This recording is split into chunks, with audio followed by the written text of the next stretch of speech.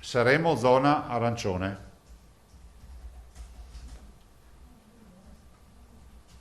Posso annunciarvelo, ne ho parlato con il ministro Speranza.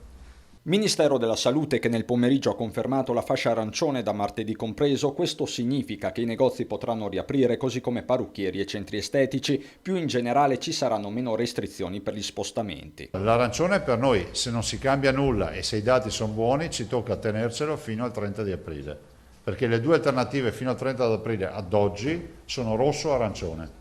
Quanto al mondo dell'istruzione, il quadro è aggiornato dallo stesso Zaia. Le scuole del mercoledì aprono e per noi aprono ovviamente le scuole, gli asili nido, le scuole degli 0-6, quindi le scuole dell'infanzia, le scuole elementari, le scuole medie e le scuole superiori al 50%. E questo sempre fino al 30 aprile, con la conferma del sistema delle scuole sentinella monitorate dalla Regione. Nel frattempo l'obiettivo è riprendere a vaccinare a pieno regime dopo gli stop in alcune ULS dovute alle mancate consegne nei giorni scorsi. Il riallineamento tra forniture e campagna vaccinale è in corso. Noi stiamo attendendo AstraZeneca che arriverà domani, 103.000 dosi, giusto?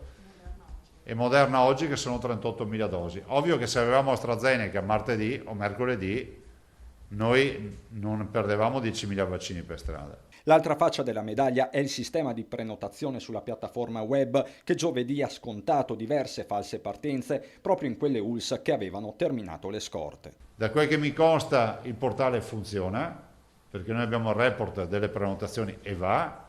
Adesso capite che avremo ancora turbolenze in volo, però quando andrà a regime tutti noi vedrete, accadrà, anche se sono aperte altre formule di prenotazione, accadrà che tutti noi andremo alla prenotazione online. Connessa la funzionalità del numero verde con il governatore che ha fatto una prova in diretta a fronte delle numerose segnalazioni di disguidi e lunghe attese registrate per tutta la giornata.